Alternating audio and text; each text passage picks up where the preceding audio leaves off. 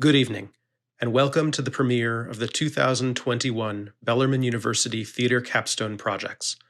Tonight, we are proud to present two works. In the first piece, entitled My Love Should Be Celebrated, a collection of queer stories, Taryn Tramill presents their honors thesis project, a one-person performance piece devised from interviews with members of the LGBTQ+ community, influenced by the verbatim theater movement. This raw and emotive collection of monologues explores various themes related to modern sexual and gender identity. We ask that you prepare yourself for potentially triggering subject matter, including suicide, depression, and sexual assault. In tonight's second offering, Kayla Quijas shares with us a showcase of monologues and a stage combat demonstration that exhibit her acting range and the skills she has developed over the last 4 years in the Bellarmine Theater program. As always, thank you for joining us and enjoy the show.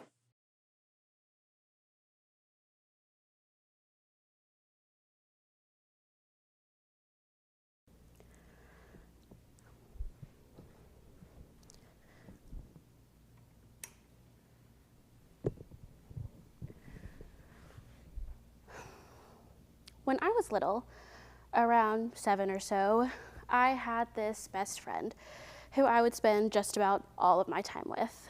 We would have sleepovers just about every weekend. And of course, this was the time when we were discovering boys. We were like in the second grade talking about how much we loved our boyfriends. And even though I did have crushes on these boys, I realized I felt that way about her too. I don't know if it was anything I was like conscious of at the time or if it's just something I realized in hindsight, but I always wanted to be with her. I wanted to hold her hand, kiss her on the cheek, all very innocent things, of course, but it was confusing. I didn't really know what it meant. So I kind of just blocked that part of me out, which was easier to do because I moved away and didn't really get to see her anymore. So I just pretended that part of me didn't exist. But then when I was like 11 or 12 and starting middle school, those feelings came back with a vengeance. I noticed how I was looking at girls for maybe a little longer than I should have. God, I probably even looked up girls kissing on YouTube too. That's embarrassing. Anyways, so that's when I kind of knew I wasn't normal. I mean, there was just no way that I was straight, but I couldn't let anybody know that. I'm from a pretty small town that's not very accepting. And I would always hear my dad say that if any of his kids were gay, he would kick them out. So I repressed it. I was absolutely miserable that whole year. I don't remember a lot of it, if I'm honest, but I do remember like darkness, heaviness. I'm sure I was depressed, but I was 11. Who was going to believe that an 11-year-old could be depressed? And I'm sure there were other things that were adding to this like self-hatred. I think that I was also coming to terms with the fact that I'd been sexually assaulted a few years before. So it was just a disaster of a combo. Anyways, so that's when I realized that I was queer in some way. I mean, I didn't know what the hell I was, but it definitely wasn't straight. What is something you wish straight people knew about living in the society and being LGBTQ+? I still wish straight, cisgender individuals would just understand how really not different we are.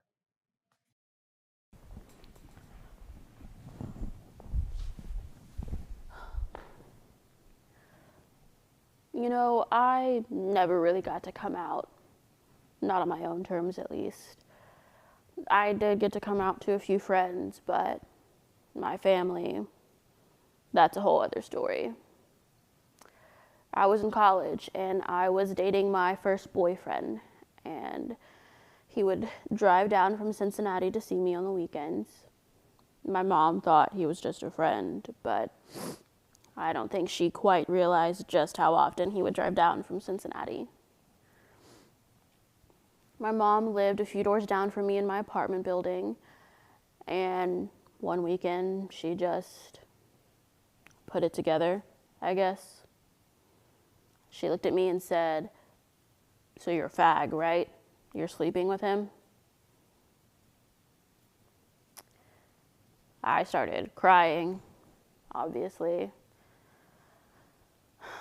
I didn't know what to say, so I just said yes. She then looked at my boyfriend and threatened him. She said she was going to kill him. We both assumed she was being completely serious because she probably actually could have killed him if she really wanted to. So he went home. I didn't really know what to do after that, but my mom made it very clear that nobody else in our family could know. It would be like a state secret. Nobody could know. But then a few hours later, we were in her apartment, and my grandmother and her were there in the kitchen, standing on either side of the sink. And I'd step between them for some reason, maybe to wash my hands or put something in the sink. And my mom looked at her mom, my grandmother, and said, "So Nathan's a goddamn fag now."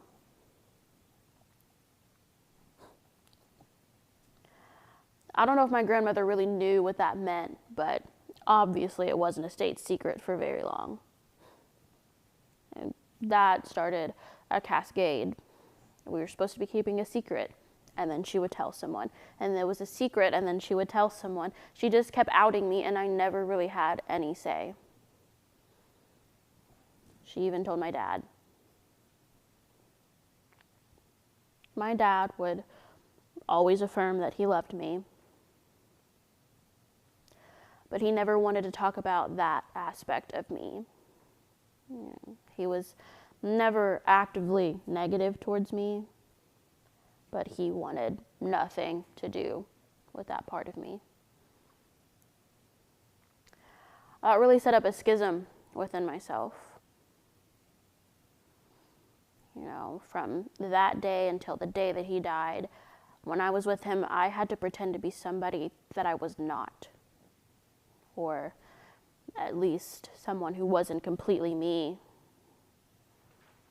I had to hide a pretty big part of me. Even when he knew my husband, he just refused to acknowledge who he was to me.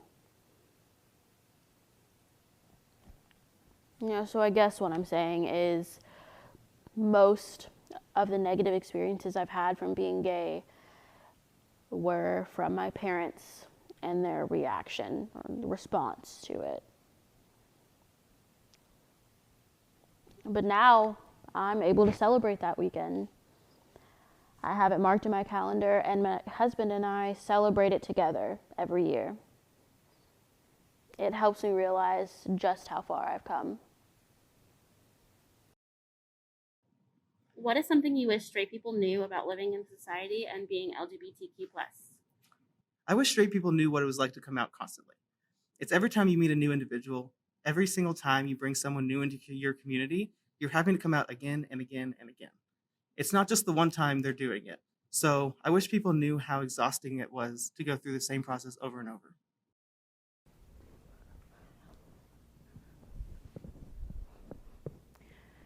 I was a late bloomer. I didn't really look at anybody or was attracted to anyone for a while. I didn't even realize I was not straight until like sophomore year of college. could say there was, I guess, a series of events that led me to realize I liked girls. I remember one time I was at this party with my friends and we were playing beer pong, and there was this girl there, Morgan, and she had some rather large breasts, and she was trying to use them as a tactic. She was like, "Ooh, I'm gonna shake my chest at you." And at the time, it was all girls playing, so I was like, "You think that's gonna distract me? You fool." But then I was like, "Wait, this is distracting. Why am I distracted?" And my friends were like laughing at me, like, "You're probably not straight," and it wasn't anything like antagonizing or anything like that, but I guess you could say that was my first sort of like clue. At the same party, one of my friends who was out as a lesbian at the time started flirting with me. And I was like, I kind of want to pursue this. And we did end up kissing for a little bit. But I had straight friends that kissed each other for attention all the time, so I didn't really associate kissing with like a sexual identity kind of thing. I did that a lot, actually. I would be like, "Oh yeah, straight people totally do this," which maybe wasn't always true, but I pretended it was. I would always come up with some kind of excuse, like, "Oh, no, tequila just makes me a little gay." So I stopped drinking for a while.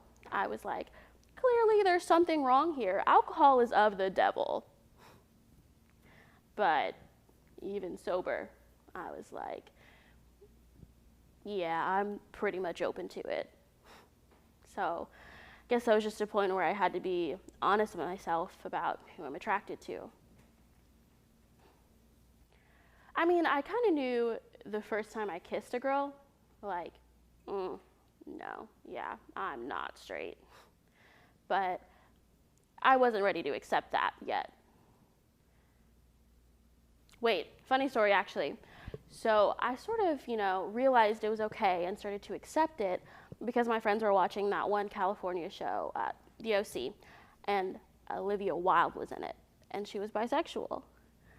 And before this, my mom had told me that like a butch lesbian is what being gay was, and I didn't really think that was me.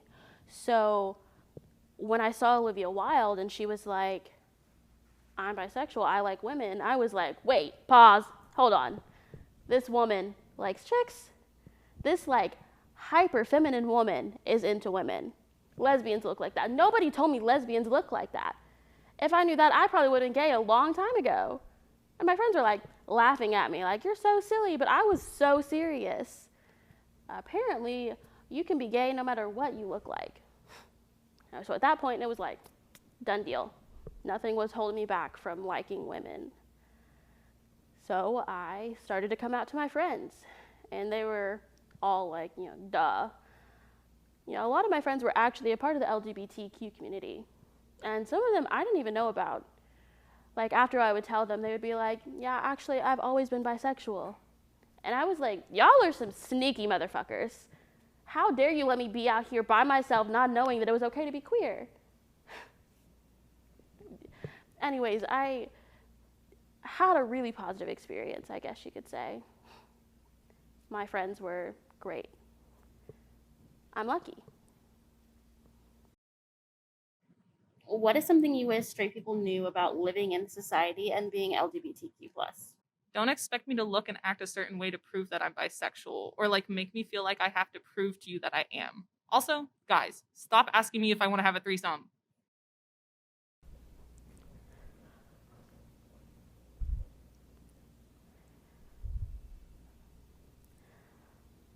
Right before the 8th grade, I moved to a new state.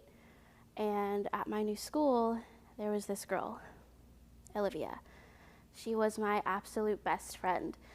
We spent absolutely all of our time together. We would do everything together, watch YouTube videos, make up dances, obsess over One Direction. I was a Niall girl and she was a Liam girl. We had sleepovers all the time because I had 2 beds in my basement. And one time we were sitting there and she said, "Quinn, can I tell you something?" And I was like, "Yeah, you can tell me anything. We're best friends." And she looked up at me and said, "I think I'm in love with you." I was just kind of like, oh. I just kind of sat there for a minute. I wasn't really sure what to say, but looking back, I'm pretty sure I was in love with her too. Well, as in love as 13-year-olds can be. We never dated or anything because at that point I wasn't ready to accept myself. It took a long time for that. I was raised in a conservative Christian household. Those kind of things just weren't okay. I remember one time looking into the mirror and saying, "You're a sinner. You're a sinner." I would pray to God, hoping that he would take these feelings away from me, because I'd been feeling them even before Olivia said anything to me. But I didn't want them to be real. I was finally able to accept myself after years. I actually just came out to my sister not too long ago. I made her watch Love, Simon with me, and afterwards I told her I liked boys and girls. She already knew though. She just hugged me and told me she loved me. What was I? Oh, yeah, Olivia. We stayed close friends for a while, but right before our junior year of high school, her mom found out she was bisexual. Her mom was a Methodist preacher. She sent Olivia to conversion therapy, and I haven't seen her since. What is something you wish straight people knew about living in society and being LGBTQ plus? I think it's important to know that LGBTQ people, a lot of them are oppressed in like some way. A lot of them have experienced discrimination, obviously to different lengths, and maybe not every single one of them has, but in most situations they have experienced some form of discrimination. And so when people call you a straighty, that's not that's not discrimination. And I think that it shouldn't be taken as a joke. Like being LGBTQ plus is not something that we choose. And it's something that I struggle with and that a lot of people struggle with. And like a lot of people experience a lot of hatred and a lot of discrimination and sometimes even like a complete divide from their families over. So I think it's probably time to have some empathy as Trump takes away our rights and to stop acting like religious freedom is the only backing you should be able to have when people's rights are literally being taken from them. And people are dying. The trans community, 51% have said that they have attempted suicide. So maybe fucking stop. Black trans women's life expectancy is 35. Trans women murdered constantly. And so I think it's important to realize that this is not a joke and this is real life. And even though you may think like it's a fun and cool thing we choose to do, there is a possibility, less so for me, of dying, and more so for Black trans women. So like an ounce of respect would be nice. I don't care if people accept me. I don't come out as trans to be here and for you to be like, oh, let me give you hugs and throw you a party. I'm doing this because I think that I would die if I didn't. And because it's me. So I don't care if you agree with it or not. I'm gonna ask for basic fucking respect. And like that's a lot to get to for me. But I genuinely believe that I would die if I didn't get to live as myself. So yeah. Maybe like think through your homophobic comments or like respect people. It's not really that hard. I don't care if you agree or not. If I tell you my name and my pronouns, then you gotta say them. I guess you don't have to, but I'll just misgender you back.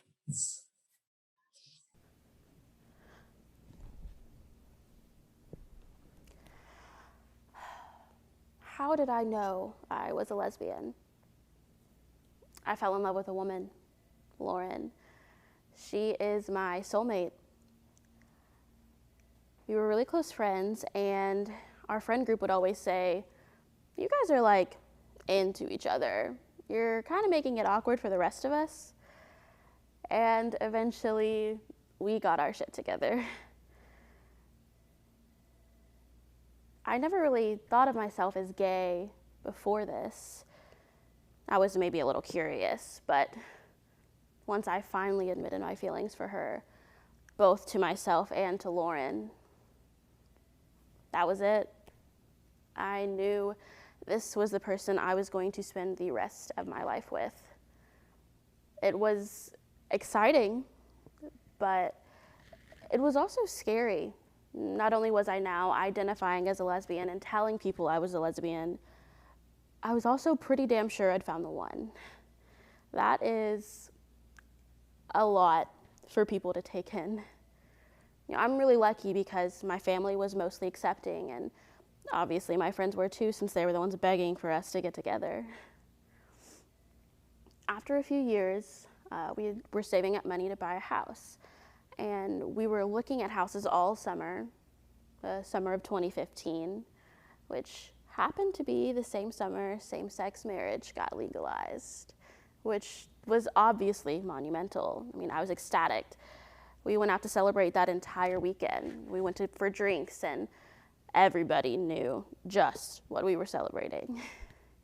I'm not gonna lie, we contemplated not buying the house and just having a big wedding instead.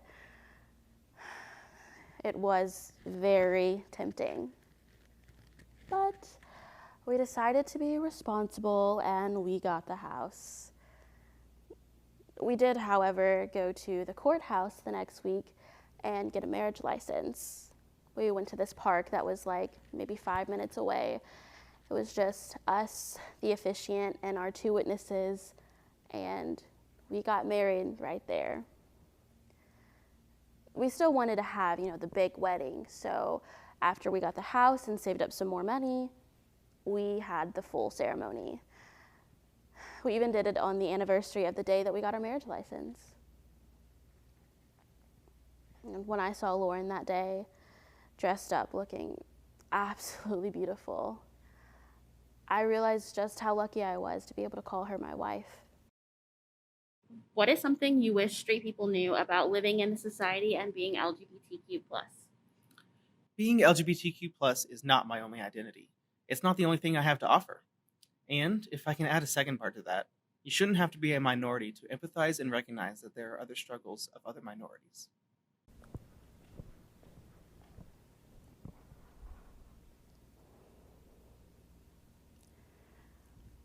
I was never diagnosed with depression or got treatment for it or anything like that. But it's definitely something I struggled with back before it came out, and kind of when I was like battling with myself, all the like self-deprecation, the hearing and telling myself that I'm broken, sinful, unwanted, a disgrace, all that stuff.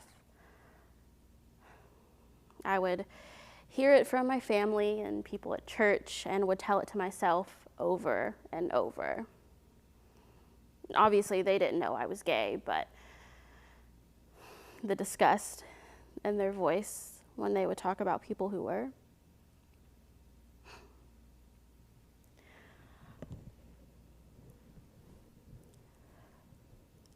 There were times when I wrote suicide notes, and I contemplated it often. So, yeah.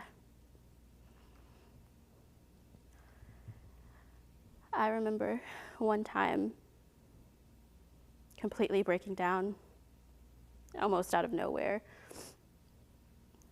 I just remember thinking, I want to die, I can't do this anymore, I don't want to live. And I came very close to getting every pill I could find and swallowing them.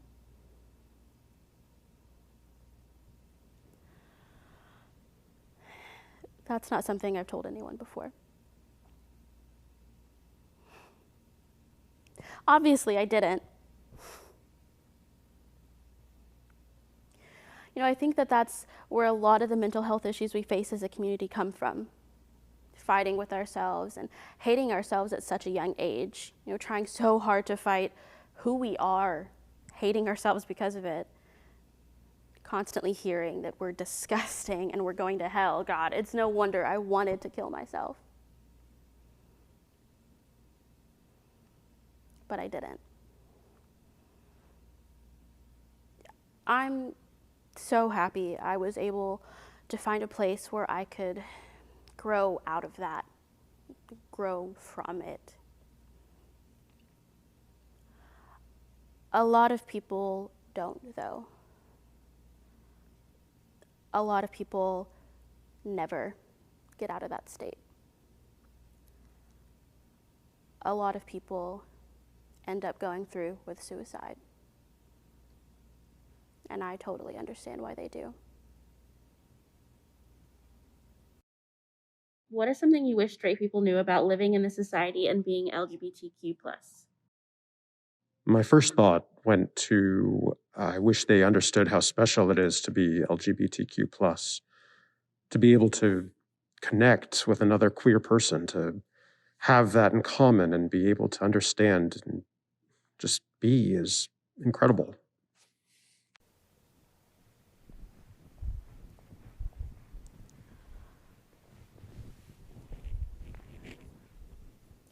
When I was first coming out and my cousin and I were first sort of exploring the LGBT community, it was mostly in gay clubs. We would go down to Chicago a lot and go to the gay clubs there, and it was our first sort of introduction into the LGBT scene. We would go to the gay pride parades, pride festivals, and go to the gay clubs. And initially, I would say it was very negative. It was almost like we were invisible. There weren't a lot of black people there, and the clubs were predominantly white. It was almost like we were being ignored. There weren't a lot of people wanting to talk to us or engage with us. And we were there in the midst of a crowd, but it felt like we were there by ourselves. We got disillusioned with that kind of scene, so we sought out other scenes. So in Chicago, we really found our home in the black gay clubs. That's where we were like, oh my gosh, there are other black gay people. And they're at this club, they're not at Boys Town Club. And we got to know people. We didn't know any black gay men when we were growing up. And we couldn't really connect with the white gay men because we found it really hard to engage with them. Even with dating, you'd always hear, I'm not into black. Well, I just said hello. I'm not trying to sleep with you. I'm just being friendly. Yeah, so we really found a home in the black gay clubs. Being able to meet other gay black men, form relationships with them and friendships with them. There was just this unspoken truth about sharing a common culture, a common history, and being able to relate. We were really able to connect. That wasn't really possible with white gay men at the time. Now, it's interesting I say this because I did end up marrying a white man. So, in the end, I guess you could say I was able to connect. What is something you wish straight people knew about living in society and being LGBTQ+? Like, what would you say to straight people? Why is it so terrible to act like kids can't know their sexuality before the age of 10? Why can't kids know what they like, boys, or that they like girls? They can know that they're straight, but they can't know that they're gay? It doesn't make any fucking sense.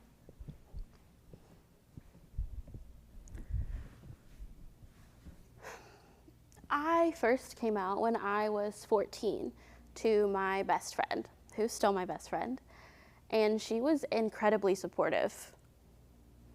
Maybe even a little too supportive. And literally the next day, she pointed out every girl we passed in the hallway and asked me if I thought she was cute.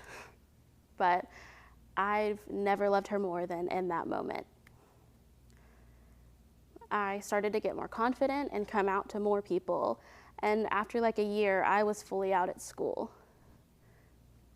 I didn't start coming out to my family until college. They weren't surprised by any means, and they were pretty supportive. Well, my mom did out me to her entire side of the family without my permission, and still refuses to acknowledge that she did so. But it was mostly harmless, I guess. I was kind of just put on the spot. I wasn't ashamed of it or trying to hide it or anything like that. I was just slightly uncomfortable. So at that point, I thought I was pretty solid in my identity as a bisexual woman. But of course, in the past a year, that's all gone to shit. I started to sort of self-reflect, I guess. Quarantine made me spend too much time with myself. But I started to really think about the fact that I didn't really like bisexual as a term for me. And so I deep dived on the internet and was looking up all of these different terms to try to figure out what I was. And then I just decided on queer. It's more of an umbrella term, but it just fits. And then I started to really think about my gender and why I felt disconnected from it. It was really hard to do because I had put so much stock into being a woman. It felt like I had to do that.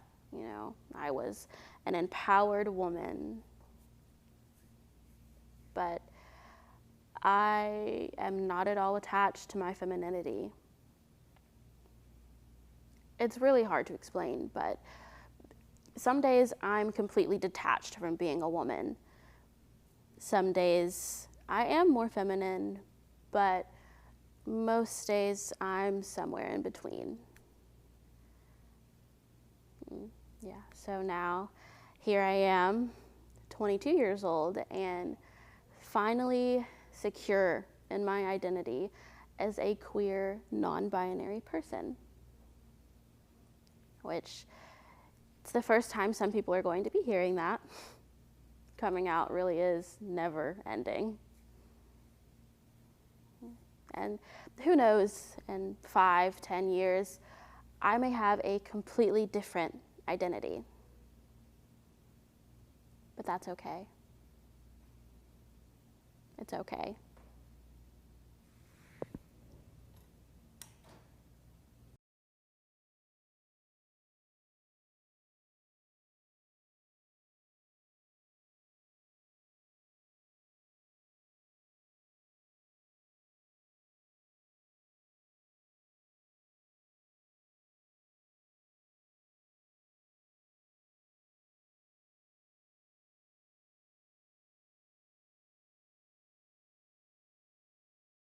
This Rolex, is that enough?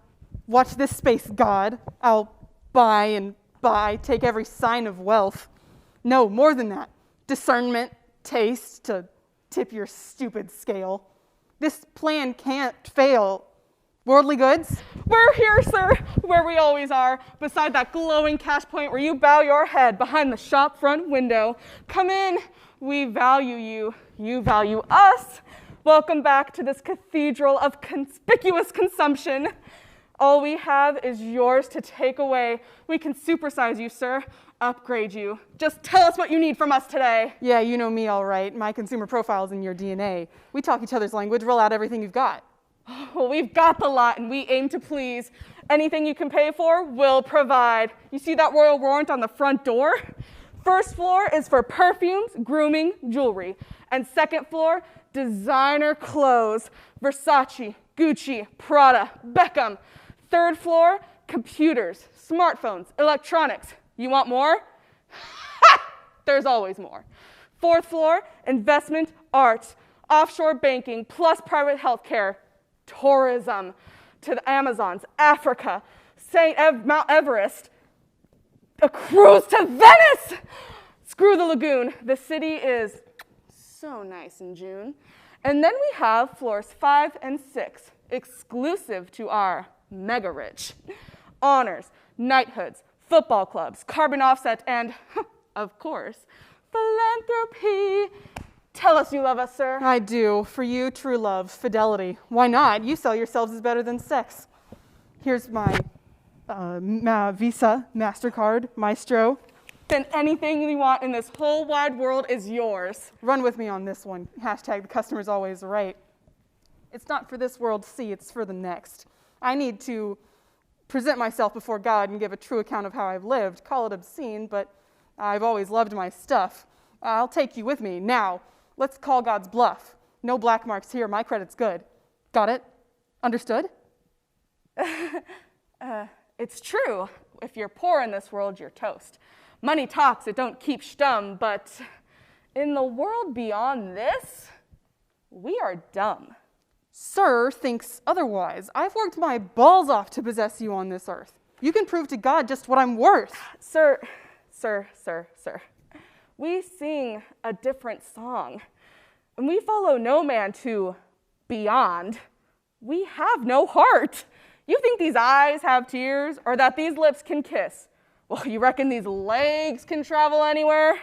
Were you to drag us by the wigs in front of God.com, you'd stand with zilch. Zilch?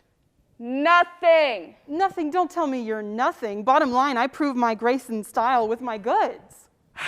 But we're no good to you.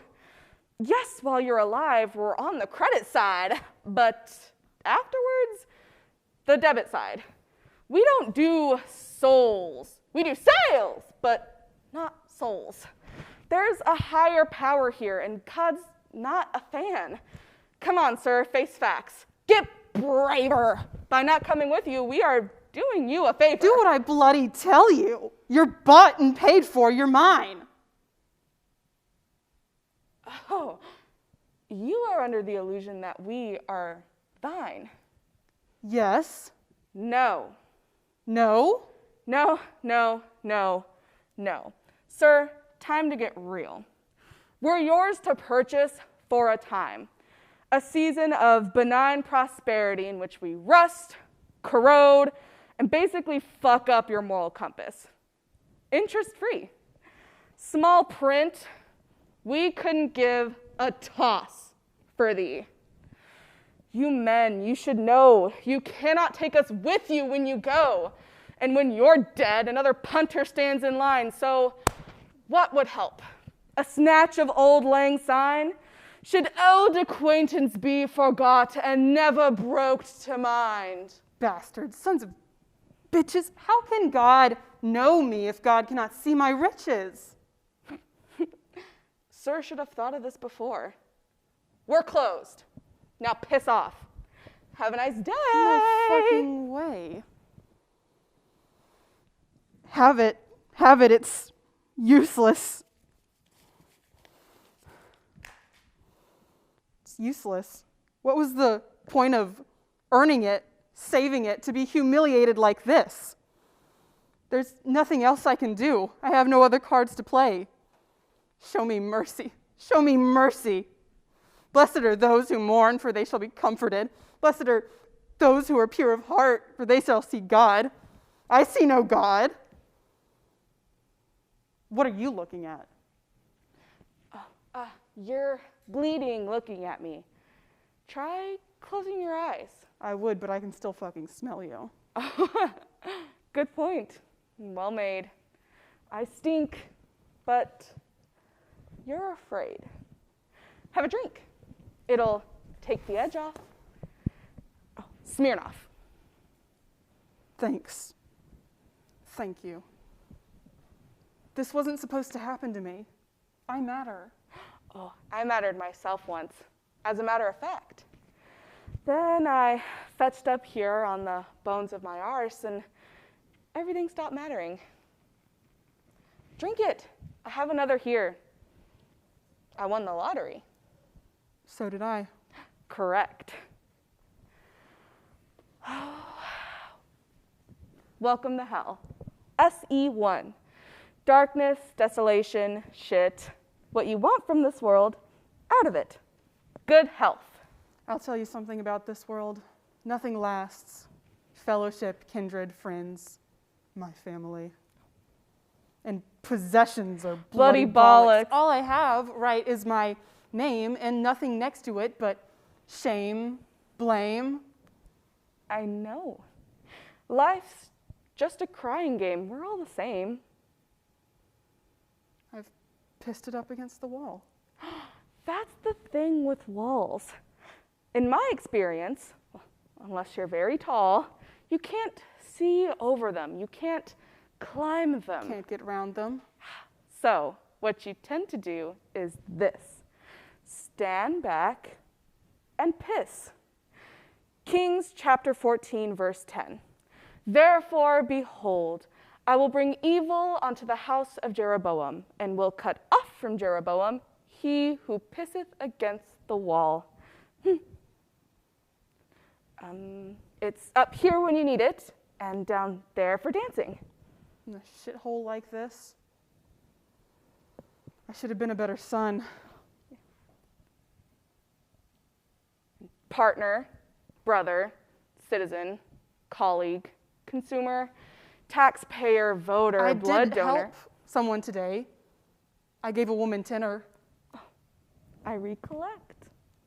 I could have given her 100 and never missed it. I know where you're coming from. Finish it. It's what you need.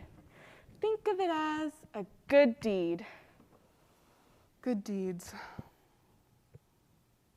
Good deeds. Good deeds. I need good deeds to show to God. Of course you do, mate. Ooh, dark though. It's getting late. Good deeds? Good deeds? Where else could she be but in this stinking place?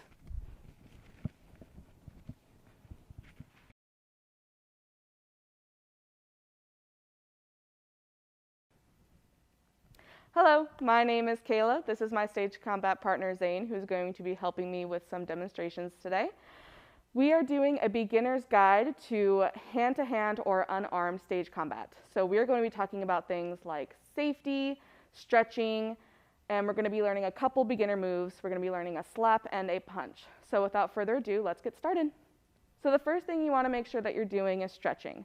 Stage combat consists of a lot of quick movements, and it can be very taxing on the body. So you want to make sure that you're loosening your muscles and making it to where you're not going to be as sore the next day. So we're going to start by lifting our hands up and reaching for some imaginary fruit that is up on a high place on a tree. Get your tiptoes in there. Send every inch of your body that you can up there. We're going to move to the left. Try and grab some fruit from over there. We're going to move to the right, try and grab some fruit from over there. Back to the middle. Bless you. And then we're going to relax and hang our head. And then we're going to notice that there's actually been fruit on the floor this whole time. So we're going to bend over gently and slowly in the middle. We're going to start reaching out for some of that fruit in the middle over there. Really reach your hands out there. Do a nice swinging motion. Go to your left, try to grab some fruit from over there. Go to the right, try to grab some fruit from over there. Normally, you'd want to spend a little bit more time doing these exercises, but for the purposes of the video, we're going to cut it back a little bit. And then as you gently bring yourself back up, we're going to go into some head rolls. Try not to bring your head all the way back like that. That's no bueno. We want to make sure we're doing light, easy head rolls. And then switch directions, go the other way with your head rolls. And then we're going to bring it to the floor. Well, Zane is, I'm not. We're going to sit on the floor, widen out our legs. We're going to reach towards the middle of that empty space. And while you're doing this, take some deep breaths while you're down there. Really help you deepen into that stretch. Go ahead and stretch towards your left foot. And then again towards your other foot.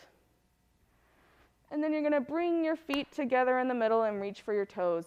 Try to keep your legs as straight as possible. It is okay if you cannot reach your toes. But again, try and do some deep breaths here. It really helps you when you go out to sink deeper, deeper into that stretch. And then we're going to come back up gently and slowly. And we're just going to shake out any tension that we might have anywhere in the body. Get your shoulders, get your arms, get your legs, get your head again. And then take this time to do any other stretches that you might need to do. Lift your legs, anything like that. Thank you, Zane. We're going to move on to talking about some safety rules. Safety is the most important thing to know when beginning to learn about stage combat. You never want to put you or your partner in any kind of real danger. This is imaginary fighting. None of it should ever be real. So we're going to start by talking about eye contact. Eye contact can be a little awkward at first, especially if you are learning your stage combat with a stranger, but it is incredibly important that you are constantly maintaining eye contact with your partner at all times. If you notice any hesitation in your partner's facial expressions or if they're not looking at you, that tells you that they are not ready to start the scene. So stop what you're doing, figure out where the confusion is coming from, and reconnect later on. Another important stage combat rule is starting slowly. Starting stage combat can be very, very exciting, and it can be very easy to want to quickly go into new moves, try out new things, but you want to make sure that you are slowly and methodically going through every part of what you're learning so that you make sure that you're not messing anything up. It's happened many a times where you just go fast, you don't miss a mark, you miss a mark, I guess, and you end up hitting your partner in the face. That's something we want to avoid. So make sure you're carrying out every step as perfectly as you can before bringing it up to speed. And then I'm going to bring Zane back, and the last thing we're going to talk about concerning safety is fight distance.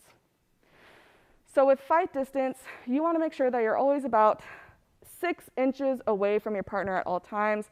Kind of extend your arm all the way out in your fingertips and make sure that there's no way, no matter what I am doing, that I can possibly touch Zane. In most fight scenes, you're not going to be leaning forward. You want to make sure that you're standing up and upright at all times. So whenever I do anything, I am not in danger of hitting him. Now, I have pretty short arms. My fight distance to Zane is going to be a little bit closer than his fight distance is to me. Zane has very long arms. And from the distance that I was at, he could probably have actually hit me. So his fight distance, if he was the attacker, is going to be a little bit farther away. So always start by eye contact, starting slowly, and maintaining a really good fight distance between you and your partner before starting anything new. So let's get into some terminology. Attacker. For all of the moves that we're going to be learning today, I'm going to be playing the role of the attacker, which is the person instigating the slap, the punch, the kick. The attacker is the attacker. Zane is going to be playing the role of the victims. That is the person who is reacting to the punch, the kick, the slap, defending against the punch, the kick, the slap. They're not the aggressor. Then we're going to talk about naps. Now, naps are the sound of the impact. Typically, this is usually done by the victim. A clap is typically used for a nap of a slap. Hitting the thigh or the gut is typically used for the sound of a punch. And then non-contact blows, which are the blows that we're going to be learning today, are blows that are not in the space of your partner. So what we're learning today, I are never going to be in danger of actually hitting Zane. All of my focus is going to be on hitting the space behind him. So let's learn a move. We're going to start with the slap. Again, for the purposes of this, I'm going to be playing the role of the attacker. Zane will be playing the role of the victim. First thing you want to do, again, maintain and establish your fight distance. I don't want to make any mistake to where I could accidentally hit Zane on purpose. So the attacker is going to start by raising their hand and making sure the audience can see exactly what I'm about to do. But more important than that, I want to make sure that Zane can see exactly what I'm about to do. So I am not going to move my hand until I notice that Zane has made eye contact with my hand. That lets me know that he is ready for the next step and he is ready for me to come at him. If he is not looking at my hand and he is looking at my face, I will not move until he looks at my hand. So once you've established that, I'm going to bring my hand basically from ear to ear and then follow diagonally down and let the audience see the back of my hand so that they know what just happened. So moving slowly, I'm going to bring my hand up, move across from ear to ear, and then move diagonally down. I'm not going to extend my arm because you don't really slap like that. I'm going to keep my elbow relatively close to my body, and again, raise up, make eye contact, and move my hand across his face diagonally downward. This is a cheek slap, so the idea of it is that I am hitting his cheek essentially downward. From the victim's perspective, they are going to look up, see that my hand is raised, make eye contact, and then once I bring my hand up, as Zane has shown you, he is also going to bring his hands up and prepare for the nap. The victim in most fight moves is the person who is making the nap. They're making that sound of the impact. So I'm going to bring my hand up. Zane's going to bring his hands up. He is going to look at my hand and let me know he is ready for me to continue. Then, as I move across his face, he is not going to move or make a nap until my hand reaches the bridge of his nose. Then, at the same time, he will simultaneously nap and then start to move his head down in the direction that my hand is traveling, thus giving the illusion that I have just hit him. If he moves his head too quick, that doesn't look real. If he moves his head too slow, that doesn't look real. So, again, up, eye contact. Hands come up with my hands. Move across the face, downward, nap, and head tilt. So, the victim does most of the storytelling when it comes to stage combat moves. All I'm doing as the attacker is raising my arm and moving my arm down.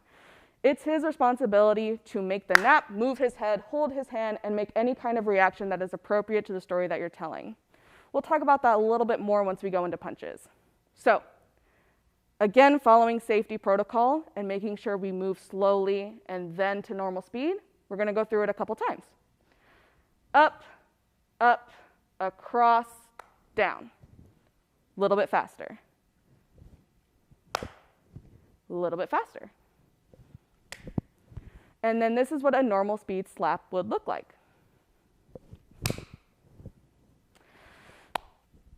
So now we're going to learn a punch. Very similar to a slap, but with a couple key differences. So again, as the attacker, I'm going to start by raising my fist. And again, I am not going to move until Zane makes eye contact with my fist. Now that he has, it's going to let me know that I can move and start to go across. Now, instead of a slap, I'm not going to bring my fist downward. Instead, I'm going to bring my fist from ear to ear and aim for his upstage shoulder. And I'm going to send all my energy across to the space right above his shoulder. Again, I'm a little bit shorter than Zane, so it's a little bit awkward, but you can still get the illusion. So I'm going to bring my fist up, and this is a cheek hit as well. I'm going to bring my fist up, wait till he sees the contact, going to move my fist, and then extend my arm past his shoulder. Again, I'm never actually in danger of hitting Zane. If I extended my arm fully in front of his face, I'm still not in danger of actually hitting him. So this is all you are doing as the attacker. As the victim, same thing. When you see my fist raise, ooh, I messed up. Actually, before with the slap, we had the victim napping in a clap motion. We had them bringing their hands up in forms of defense. For the purposes of the punch, we don't want that noise. So instead, Zane is going to hit right on a fatty part of his thigh. That'll give you a more condensed and deep noise, which sounds a lot closer to a punch. So I bring my fist up. Zane is going to make eye contact with my fist, and he is going to prepare to hit the nap on his thigh. Again, he is not going to move his head or make a nap until I come across the bridge of his nose. That is when he's going to turn his head and make the sound. So if you're moving very slowly, it looks something like this. Fist up, eye contact, move across. Just like that. Going a little bit faster. Going a little bit faster. And then an actual punch to normal speed would look something like this. So now we're going to talk a little bit more about storytelling. Let's say that I am incredibly strong and Zane is very weak. That would make the punch look something like this. Let's say the opposite. Let's say that Zane has a face of steel and I am a very, very weak person. Oh! So you can do a lot with these simple moves, still maintaining safety and everything like that, and you can tell a different story depending on what you do. Thank you so much, Zane. That is the end of our video. I hope you learned something new. I personally love stage combat, and I hope you get to play around with the simple moves that I taught you today and the different storytelling things you can do with it.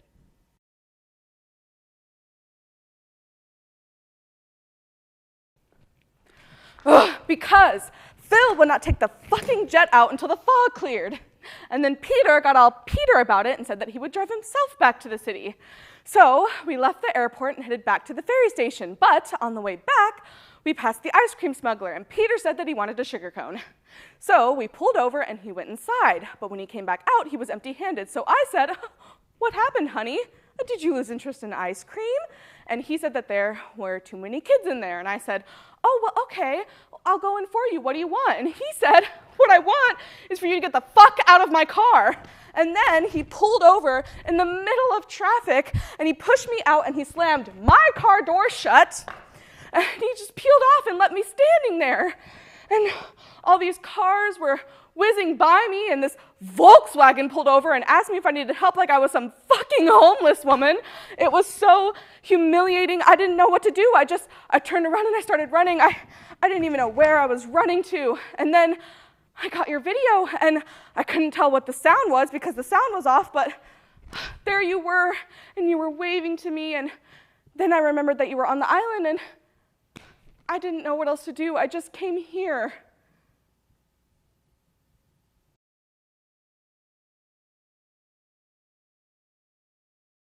You are in the right. Good night, Lieutenant. I must to the watch. Good night, Anastiago.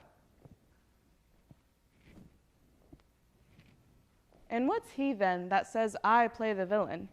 When this advice is free, I give and honest. Probable to thinking, and indeed the course, to win the more again.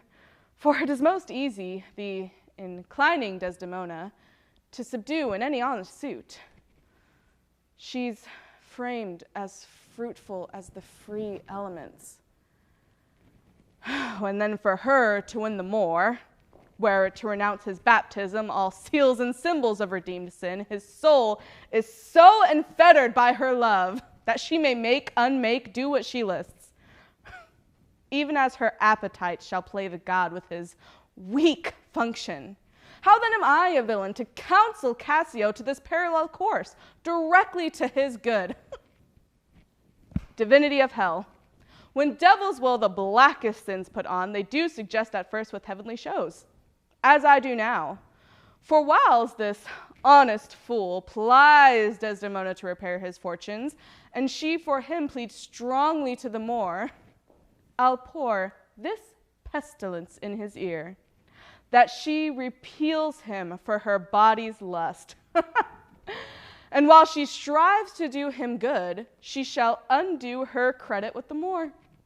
So will I turn her virtue into pitch, and out of her own goodness make the net that shall enmesh them all. How now, Rodrigo?